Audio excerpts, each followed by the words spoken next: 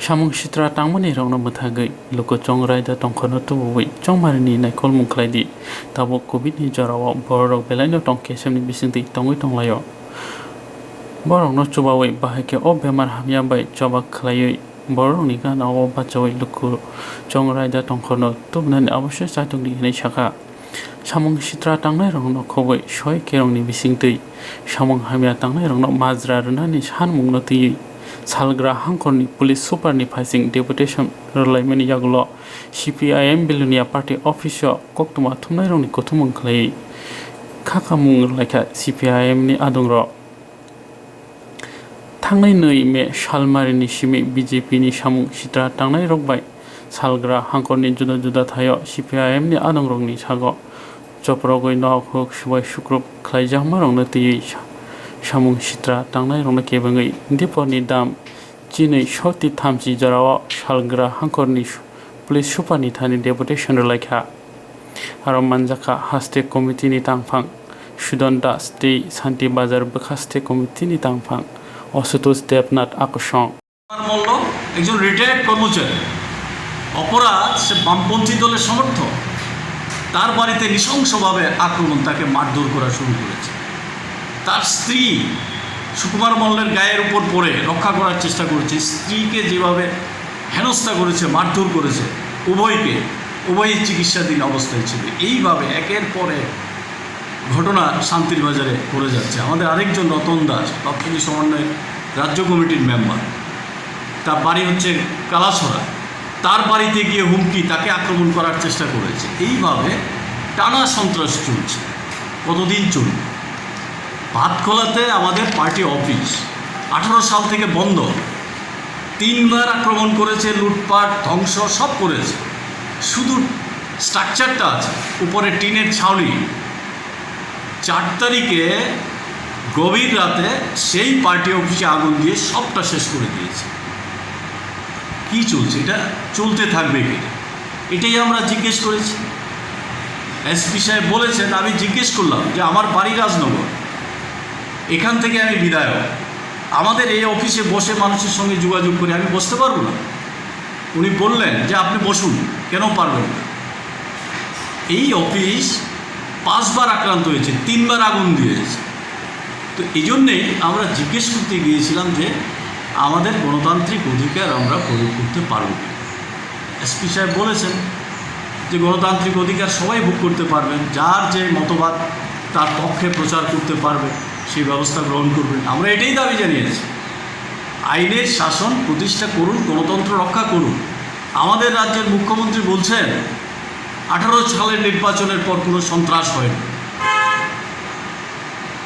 রাজনৈতিক খুন হয়েছে 12-13 জন টানা সন্ত্রাস চলছে আমাদের পার্টি অফিস খুলতে পারছি না তারপরেও বলছে এরকমভাবে টানা সন্ত্রাস চলছে এই কয়েকদিনের ঘটনা আপনাদের সামনে তুলে ধরলাম এরপরেও বলছে রাজনৈতিক সন্ত্রাস হচ্ছে না যত রাজ্যে এখন নির্বাচন হচ্ছে বিভিন্ন রাজ্যে 5টা রাজ্যের নির্বাচনের ফল কি বিজেপিকে আটকানোর জন্য যেখানে যেই দল শক্তিশালী তাকেই ভোট দিয়েছে প্রবণতা হচ্ছে এটা আমাদের রাজ্যের এডিসি নির্বাচনও তাই হয়েছে বিজেপি আই-50 জোটকে পরাজিত করেছে এই যে উত্তরপ্রদেশ পঞ্চায়েত নির্বাচনের রেজাল্ট বেরোল বিজেপির দিক থেকে মানুষ মুখ ঘুরিয়ে নিয়েছে তারা আজকে দ্বিতীয় তৃতীয় পজিশনে চলে যাচ্ছে যত পায়ের তলায় মাটি সরে যাচ্ছে তত বেশি হতাশ হচ্ছে আর এই হতাশ থেকে আক্রমণ বাড়ানোর চেষ্টা করছে আমরা তীব্র নিন্দা করি মানুষের কাছে যে প্রতিশ্রুতি দিয়েছিল সেগুলি পালন না করে শুধু সন্ত্রাস আক্রমণ করে জোর জবরদস্তি করে এই রাজ্যের মানুষকে দবিয়ে রাখতে পারবে এটা কখনো হতে পারবে না এই রাজ্যের মানুষ সেটা মেনে নেবে না তাই আমাদের গণতান্ত্রিক পরিবেশ ফিরিয়ে আনার জন্যে যাতে আইনি ব্যবস্থা গ্রহণ করা হয় সেই দাবি আমরা করেছি এসপি সাহেবের কাছে সরকারের কাছেও আমরা দাবি রাখছি সন্ত্রাস বন্ধ করে গণতান্ত্রিক পরিবেশ ফিরিয়ে এনে নির্বাচনী প্রতিশ্রুতি পালন করুন কোভিড-19 পরিস্থিতিতে মানুষ ভীষণ সংকটে আমরাও চেষ্টা করছি কোভিড-19 পরিস্থিতি কীভাবে মোকাবেলা করা যায় মানুষের পাশে থেকে সাহায্য করা যায়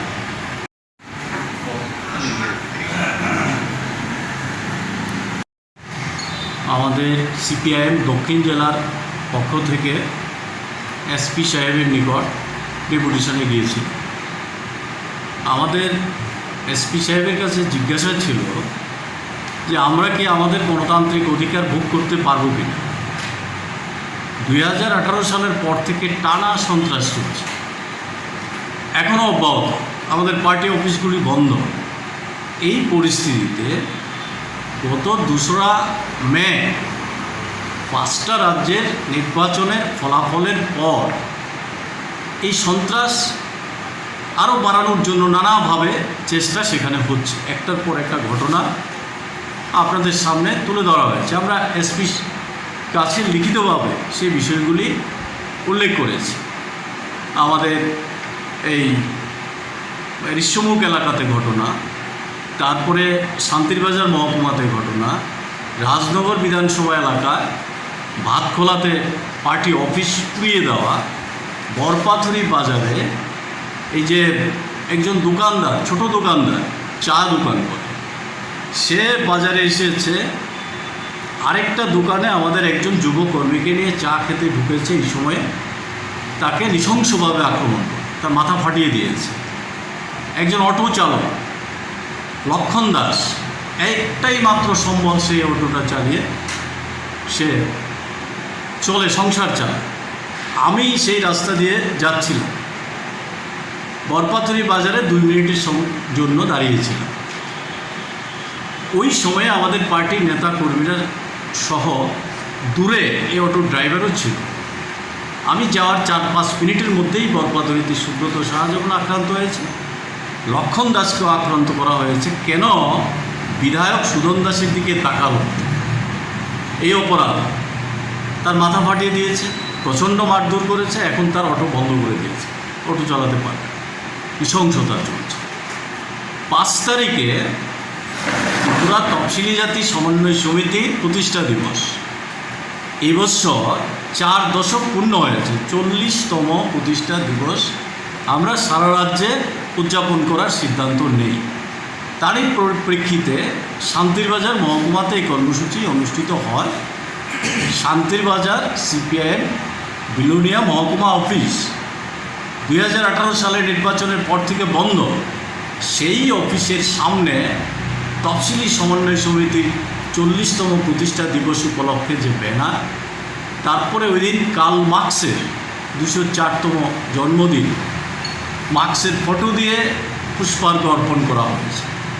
সকালবেলার প্রোগ্রাম 6টা থেকে 6:30টার মধ্যে ফিরে যাওয়ার সময় 3 থেকে 4 জনকে আক্রান্ত করা হয়। তারপর দুপুর থেকে টানা সন্ত্রাস শুরু হয়েছে।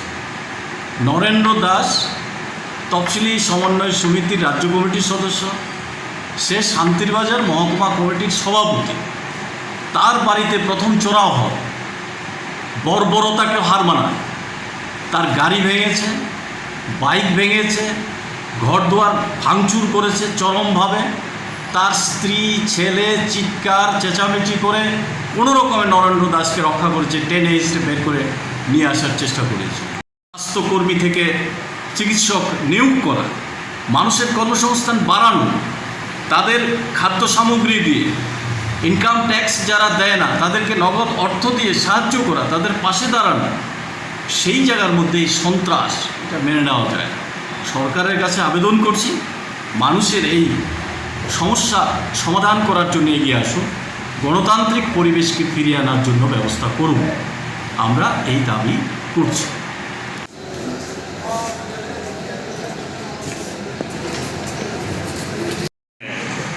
1:30 থেকে 2টা নাগাদ আমরা লক্ষ্য করি যে সেইখানে আপনার আমাদের ভাতখোলা একটা পার্টি অফিস, যে অফিসটা এর আগে 3-3বার আক্রান্ত হয়েছে, সেই অফিসটাকে তারা আগুন দিয়ে সম্পূর্ণভাবে ভস্মীভূত করে দেয় এবং সমস্ত কিছু ড্যামেজ হয়ে যায়। এখন অফিসে আর অবশিষ্ট বলে কিছুই নেই। বাজারের মধ্যে অফিস, সেই অফিস আমরা খুলতে পারি না, আমরা বসি না, অথচ তারপরেও সেই অফিসটি 3-3বার সেখানে তারা হামলা হুজ্জতি করেছে, সেখান থেকে সমস্ত আসবাবপত্র চুরি করে নিয়ে গেছে এবং সর্বশেষ অফিসটিতে যা কিছু অবশিষ্ট ছিল সবটা পুড়িয়ে দিয়েছে সেদিন রাতে। এরপরে তো 5 তারিখ শান্তিবাজারের ঘটনা আপনারা জানেন। এখানে আশু দেবনাথ আছে, আমাদের শান্তিবাজারের নেতৃত্ব, তিনি বলবেন শান্তিবাজারের ঘটনা। আমরা বলবো প্রচণ্ড নৃশংস ঘটনা। এছাড়াও রাজনগরে আমাদের পার্টি অফিস খোলা হয়েছে, এমএলএ সাহেব নিজে ছিলেন এবং সেখানে এমএলএ সাহেবের বাড়ি রাজনগর, তিনি মানুষের সঙ্গে দেখা করার জন্য অফিসটাকে সবসময় ব্যবহার করতেন। গত এই 3 বছরে তিনি সেই অফিসকে কখনোই তিনি ব্যবহার করতে পারছেন না এবং 2-1বার তিনি গেছেন, যতবারই তিনি গেছেন হয় ওনার বেরিয়ে আসার পর আক্রমণ হয়েছে এবং 3-3বার আগুন দেওয়া হয়েছে এই অফিসটার মধ্যে। ফলে আমরা দেখছি যে এই ঘটনাগুলো বিভিন্ন জায়গায় তারা সংঘটিত করছেন এবং বিভিন্ন জায়গায় আমোদ জমক দিচ্ছেন যে আমাদের কর্মী সমর্থকরা যেন স্বাভাবিক জীবনযাত্রা লিড করতে না পারে সেরকম একটি ঘটনা সংঘটিত করছে। আমরা এই ঘটনা মনে করি সম্পূর্ণভাবে বিজেপির জনবিচ্ছিন্নতা এবং বিজেপি বুঝতে পারছেন মানুষের সমর্থন তাদের সঙ্গে নেই। ফলে এইরকম একটি পরিস্থিতিতে মানুষের সমর্থন হারিয়ে তারা এখন প্রচণ্ড রকমভাবে ভীত সন্ত্রস্ত আতঙ্কিত হয়ে পড়েছে এবং তাদের এই আতঙ্ক যাতে তাদেরকে গ্রাস করতে না পারে এবং মানুষ যেন স্বাভাবিক হতে না পারে তার জন্য তারা মনে করছেন আগাম সন্ত্রাস করে আক্রমণ করে আমাদের কর্মীদের ঘরে ঢুকিয়ে দেবেন। এই পদ্ধতিতে আমাদের কর্মীদের ঘরে ঢোকানো যাবে না। মানুষ গত 3 বছরের জীবনের অভিজ্ঞতায় দেখেছে বিজেপি সরকারে আসার পর মানুষ কিছুই পায়নি, প্রতিদিন তার বঞ্চনা বেড়েছে, তার হতাশা বেড়েছে, তার সমস্যা বেড়েছে। এই হতাশা থেকে মানুষ সেখানে বেরিয়ে আসতে চাইছেন, প্রতিবাদ করতে চাইছেন এবং মানুষ এই প্রতিবাদের মধ্যে দিয়ে স্বাভাবিক জীবনযাত্রা এখানে লিড করবেন। এটাই হচ্ছে আমাদের বক্তব্য এবং আমরা এসপিকে বলেছি যে যদি আইনের শাসন প্রতিষ্ঠা না করেন তাহলে আমরা মনে করব যে এখানে আমাদের যে রাজনৈতিক দল সেই রাজনৈতিক দলের স্বাধীন কাজ করবার ক্ষেত্রে সেই প্রতিবন্ধক যেমন বিজেপি হয়েছে তেমনি প্রশাসন কার্যকরী ভূমিকা নিচ্ছে না। ফলে আপনারা যেন কার্যকরী ভূমিকা নেন। 5 রাজ্যের নির্বাচনের ফলাফল, সেই নির্বাচনের ফলাফলে বিজেপির শোচনীয় পরাজয় বিভিন্ন রাজ্যে ঘটে এবং এই পরাজয়ের পর আমরা দেখতে পাই যে বিজেপি দলের অভ্যন্তরে তার কর্মী সমর্থকদের মধ্যে একটা চাঞ্চল্য দেখা দেয় এবং সাধারণ মানুষ সেখানে বিজেপির এই পরাজয়ের পরিপ্রেক্ষিতে তাদের মধ্যে একটু আমরা দেখি যে স্বতঃস্ফূর্ততা বা নাড়াচাড়া তাদের মধ্যে তৈরি হয়।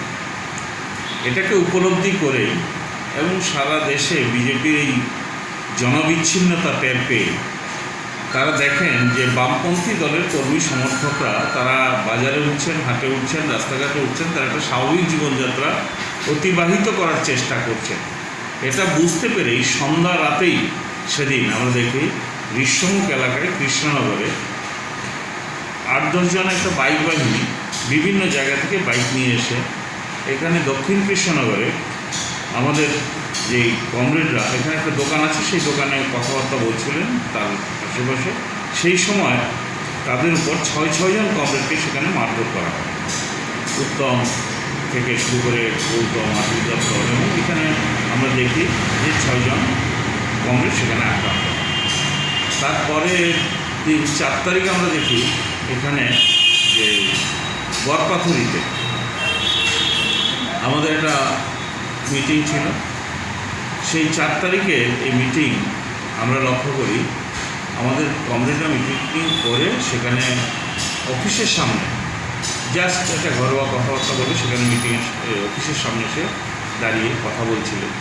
এরকম সময় বিজেপির সমাজবিরোধী শ্যামল পাল এবং সজল বিশ্বাসের নেতৃত্বে ওখানে সুব্রত সাহা ওরফে ভোলা সাহা এবং বিভু চক্রবর্তীর উপর সেখানে আক্রমণ সংঘটিত করে। তাতে ভোলা সাহা মারাত্মকভাবে জখম হয়, তার কপালের এখানে কেটে যায়, 3-3টি সেলাই লাগে মাথার মধ্যে এবং পুলিশ ঘটনার খবর পায় এবং পুলিশ যায় এবং প্রাথমিক ডায়েরি পুলিশ করে। কিন্তু আপনারা শুনেছেন আশ্চর্যজনকভাবে সে যখন নিজে স্বয়ং এই এফআইআর নিয়ে যায় তখন রাজনগর থানার ওসি তিনি বলছেন যে না, এই এফআইআর গ্রহণ করা যাবে। এটা শুধু ভোলা সাহার ক্ষেত্রে না, এর আগেও বেশ কয়েকটি ইনসিডেন্টে আমরা দেখেছি যখনই আমাদের পার্টির সভ্য সমর্থকরা মামলা নিয়ে যাচ্ছেন বা তাদের উপর আক্রমণের ঘটনায় মামলা করতে যাচ্ছেন তখন কোনোভাবেই ওসি এফআইআর গ্রহণ করছেন না।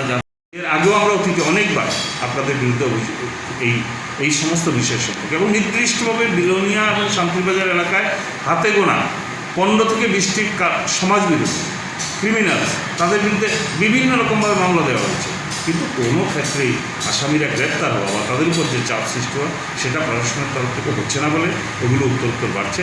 আপনি এটা দেখবেন, এসপি আমাদের আশ্বস্ত করেছেন দেখবেন বলে, কিন্তু কার্যত কতটা করবেন আমরা অপেক্ষা করব।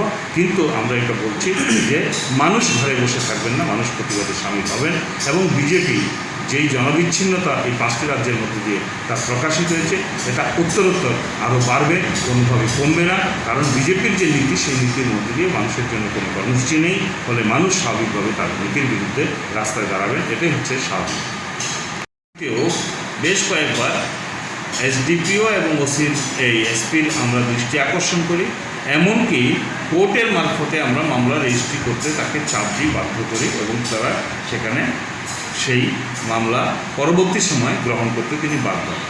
এবং রাজনগর থানার ওসি নির্দিষ্টভাবে আমরা যেটা বলতে চাই যে তিনি প্রচণ্ড পক্ষপাতিত্বমূলক আচরণ করছেন, আমাদের এফআইআর গ্রহণ করছেন না।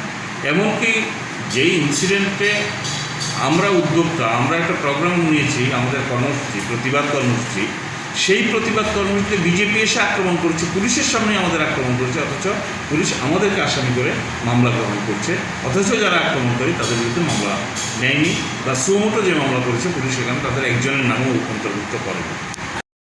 আমরা একটু আগে এসপি সাউথের সাথে আমরা দেখা করি, আমি তারপর সুদন দাস, তারপর তাপসদত্ত এবং আশু দেবনাথ এসপির সঙ্গে দেখা করতে যাই। করোনার অজুহাতে আমরা 4 জন যেতে পারিনি, আমরা আশু দেবনাথ বাইরে ছিলেন, আমরা 3 জন গেছি। সমস্ত বিষয়গুলি আমরা এসপির দৃষ্টিতে আমরা নিলাম। আমরা বলতে চাইলাম যে 3 বছর অতিক্রান্ত হয়ে গেছে, আর কত? কেন আমরা আমাদের অফিসগুলি খুলতে পারবো না? কেন আমাদের দৈনন্দিনের কাজকর্ম আমরা করতে পারবো না? এমনকি কার্ল মার্কসের জন্মবার্ষিকীও আমরা উদযাপন করতে পারবো না। এই অবস্থা কতদিন চলতে পারে? এটার বিরুদ্ধে আপনারা কোনো ব্যবস্থা গ্রহণ করবেন কি না বা কেন করছেন না? এই কথা বলার পরিপ্রেক্ষিতে এসপি সাহেব বলেন যে না, আমাদের দেশ গণতান্ত্রিক দেশ, যে যার যার মত প্রকাশ করার সুযোগ এইখানে আছে, এটা করা যাবে। যারা এটার বিরোধিতা করবেন আমরা তার বিরুদ্ধে ব্যবস্থা নেব। যে বরপাথরিতে একজন দোকানদার আমাদের সমর্থক, তার উপর অতর্কিতভাবে হামলা হলো। সে নিজে দরখাস্ত নিয়ে ওসির কাছে গেছে, ওসি এফআইআর গ্রহণ করলেন না। আমরা এই কপি এসপিকে দিয়ে বললাম যে এটার ব্যবস্থা আপনি করুন। তখন এসপি বলছে যে হ্যাঁ, আমার সইসহ এই দরখাস্ত এফআইআর হিসেবে যাতে ট্রিট হয় তার জন্য আমরা পাঠাবো। এইভাবে সমস্ত বিষয়গুলি আমরা এখানে তুলে ধরার চেষ্টা করেছি। কংগ্রেস সুদন দাস, তাপসদত্ত, আশু এখানে আছে। ডিটেল যে আক্রমণের ঘটনাগুলি সংঘটিত হয়েছে তার বিরুদ্ধে আমাদের যে বক্তব্য এবং এসপির যে প্রতিশ্রুতি, এই সমস্ত বিষয়গুলি তারা আপনাদের সামনে আবার এখানে তুলে ধরবেন। রাজনগর কুইয়াবাড়ি থানার ওসি তিনি একটু পক্ষপাতমূলক আচরণ করছেন, আমরা এসপিকে এই বিষয়টাও সেখানে অবহিত করি। এরপর 4 তারিখ আমাদের শান্তিবাজার মহকুমায় গতকাল বিজেপি সমাজ বিরোধীরা যে তাণ্ডব চালিয়েছে, এটা পত্রিকাগুলো দেখেছেন, আপনারা দেখেছেন। মূলত আমরা দেখছি গত 2018 সালের 3রা মার্চের দুর্ঘটনার পর থেকেই শান্তিবাজার আমাদের মহকুমা অফিসটি বন্ধ এবং আমাদের মহকুমায় সবগুলি অফিসই বন্ধ। এই সময়ের মধ্যে তারা আমাদের 22-23টার মতো অফিস ভেঙে গুড়িয়ে দিয়েছে, কিছু পুড়িয়ে দিয়েছে। আর যে কয়েকটা অফিস আছে এগুলিও বন্ধ। তো এই অফিসগুলির মধ্যে মাঝে মধ্যে আমাদের পার্টির কর্মী সমর্থক দরদিরা বিভিন্ন আমাদের পার্টির যে প্রোগ্রাম কর্মসূচিগুলি ভোরবেলা করে থাকে, সেই অনুযায়ী 5 তারিখও আমাদের যে তফসিলি সমন্বয় সমিতির যে 40তম প্রতিষ্ঠা বার্ষিকী, তো এটা পালন করার জন্য মহকুমা অফিসের সামনে তারা গেছেন এবং কার্ল মার্কসের 260তম প্রতিষ্ঠা দিবস মানে জন্মদিন, এটা পালন করেছেন সকালবেলা। তো পালন করে যখন তারা ফিরে গেছেন, ফিরে যাওয়ার সময় আমাদের প্রথমেই দক্ষিণ বাজার যে শান্তি বাজার যে বাইপাসের ব্রিজ হয়েছে, ব্রিজের কাছেই আমাদের একজন কর্মী বিশ্বজিৎ ঘোষ, তাকে তখন তারা মারধর করে। পরবর্তী সময় মৃদুল সরকার, তার বাড়ি সুখপাড়া, সে যাচ্ছিল বাইসাইকেলে করে, তাকে মারধর করেছে, আক্রমণ করেছে। এর পরবর্তী সময় তারাছড়াতে আমাদের কমরেড রতন দাস, আমাদের লোকাল কমিটির মেম্বার, সেই বাড়িতেই ছিল, তার বাড়িতে গিয়ে চড়া হয়েছে। তার বাড়িতে তাকে বিভিন্ন রকমের হেনস্থা করার চেষ্টা করছে সে এলাকাবাসী এবং তার ভাই, তার পরিবার পরিজন যখন বেশি সেখান থেকে তারা পালিয়ে এসেছে। তো পরবর্তী সময় আমরা দেখলাম আমাদের ডিওয়াইফের শান্তিবাজার যে সভাপতি, বিভাগীয় মানে অঞ্চল কমিটির সভাপতি বিটু রায়, তাকে তার বাড়িতে ঢুকে তাকে প্রচণ্ডভাবে মারধর করেছে। তো আক্রান্ত হয়ে এসে পরবর্তী সময় এলাকাবাসীর সহযোগিতা সেখান থেকে হয়েছে। এর পরবর্তী সময়তে আমাদের লোকাল কমিটির মেম্বার নরেন্দ্র দাস এবং লোকাল কমিটির মেম্বার সুকুমার মল্ল, তাদের বাড়িতে ঢুকে অমানসিক আক্রমণ, নরেন্দ্র দাসের গাড়িটা ভেঙে দিয়েছে, স্কুটিটা ভেঙে দিয়েছে, তাকে মারার জন্য তার বউর সঙ্গে ধস্তাধস্তি শুরু করেছে। এই অবস্থার মধ্যে কোনো রকমে সে ঘরে ঢুকে বেঁচেছে। আর তার বাইরে যা জিনিসপত্র ছিল, তার ঘর বাড়ি, যেখানে গাড়িটা ছিল, স্কুটিটা ছিল, সব ভেঙে তছনছ করে দিয়েছে। প্রায় 80-র কাছাকাছি রিটায়ার্ড পার্সন। তো সেও এই অনুষ্ঠানে গেছে সকালবেলায়, তার বাড়িতেও দুপুরবেলা এই সমাজ বিরোধীরা তার বাড়িতেও আক্রমণ সংঘটিত করে, ভাঙচুর করে এবং তাকে মারধর করার চেষ্টা করে। তার বউ যখন সামনে দাঁড়িয়েছে, তার বউকেও সেখানে গীতা মল্ল, তাকেও আক্রমণ করেছে, তার কাপড় টাপড় ছিঁড়ে দিয়েছে। পরবর্তী সময় সুকুমার মল্লকে ঘর থেকে টেনে এনে এমনও মানসিক মারধর করেছে, পরবর্তী সময় হসপিটালে নেওয়ার জন্য কোনো নেই। পরবর্তী সময় আমরা দেখলাম পুলিশকে আমরা সাহায্য ছিলাম। সকালবেলা যে আক্রমণ শুরু, তখনও পুলিশকে আমরা জানিয়েছি, এসডিগুলোকে এবং ওসিকে জানিয়েছি। ওসি পুলিশ পাঠিয়ে পরবর্তী সময়তে দেখলাম আমরা সুকুমার মল্লকে শান্তিবাজার হসপিটালে যখন পুলিশের সাহায্যে আনা হয়েছে। এই যে অবস্থা তৈরি করেছে, একটা অরাজক জঙ্গলের রাজত্ব সেখানে তৈরি করছে। ওরা শান্তিবাজার সাব ডিভিশনে তো আছে, এখন আজকেও এই সমাজ বিরোধীরা আজকেও 3-4টা গাড়ি করে বগাবা গেছে, শান্তিবাজার গেছে, বাইক ওরা বাড়ি সব জায়গাতে ঘুরছে, সব জায়গাতেই ঘুরছে। এবং এই যে পরিবেশ তৈরি করছে, বিরোধীরা যাতে রাস্তায় না নামতে পারে, বিরোধীরা যাতে তাদের কর্মসূচি করতে না পারে। 2 তারিখ 5 রাজ্যের ফল ঘোষণার পর তাদের কর্মীরা যেরকম হতাশাগ্রস্ত হয়ে গেছে, আতঙ্ক ধরে গেছে। এখন শুধু 2 তারিখের যে রেজাল্টে তারা হতাশা হয়েছে, শুধু তাই নয়, এখন বিভিন্ন রাজ্যে পঞ্চায়েত নির্বাচন, উত্তরপ্রদেশের পঞ্চায়েত নির্বাচন হয়েছে, সেখানে 50% উপর বিরোধীরা আগায় গেছে। তারপরে বিজেপি সেখানে পিছিয়ে গেছে। পাঞ্জাবের পৌরসভা নির্বাচনে, কাশ্মীরের পৌরসভা নির্বাচনে, অর্থাৎ সারা দেশেই যেই স্বয়ংশাসিত সংস্থাগুলো নির্বাচন হচ্ছে এবং বিধানসভা নির্বাচন হচ্ছে, ফল যেখানে বিজেপি হতাশাজনক করছে, এর পরিপ্রেক্ষিতে তারা আরও বেশি আতঙ্কগ্রস্ত হচ্ছে। এরপরেই আমরা দেখলাম আমরা যাতে রাস্তায় না নামতে পারি, অফিসগুলি খুলতে না পারি। 3 বছর 3.5 বছর হয়ে গেছে। আর কত এই সময়ের মধ্যে আমরা আমাদের রাজ্যের যে প্রশাসন আমাদেরকে সাহায্য করবে, যে বিরোধী দল তার যে ভূমিকা পালন করবে, সেই ভূমিকা পালন করার জন্য দিচ্ছে না। যে তফসিলি সমাবেশে 40তম প্রতিজ্ঞা দিবসে একটা ব্যানার লাগানো হয়েছে, আর কালমার্ক্স একটা ছবি দিয়ে ফুলদান দেওয়া হয়েছে। এটা সাধারণ কর্মসূচি। এই কর্মসূচি রুটিন মাফিক কর্মসূচি আমাদের, এটা কোনো জনসভা না কিছু নাই। এর পরিপ্রেক্ষিতে গোটা মহকুমা জুড়ে, গোটা শান্তিবাজার শহর এলাকা, বগাবা এলাকা, এই এলাকার মধ্যে তাণ্ডব এখন শুরু হচ্ছে বিজেপি সমাজ বিরোধীরা। কয়টা ছেলে, এদের মণ্ডল যে মানে সভাপতি অনিল রিয়াংলো সভাপতি, তার নেতৃত্বে 15-20টা ছেলে এই যে গোটা এলাকার মধ্যে তাণ্ডব শুরু করছে। এই জায়গায় 3 বছর 3.5 বছর চলে যাচ্ছে, এখনও আমাদের গণতান্ত্রিক অধিকার, যে আমরা অধিকার নিয়ে কথা বলার অধিকার আমরা পাচ্ছি না। তারা যে প্রতিশ্রুতি যে প্রতিশ্রুতি রক্ষা করছে না, এই কথাগুলি যে আমরা বলবো মানুষের কাছে, এই সুযোগও আমাদের কাছে দিচ্ছে না।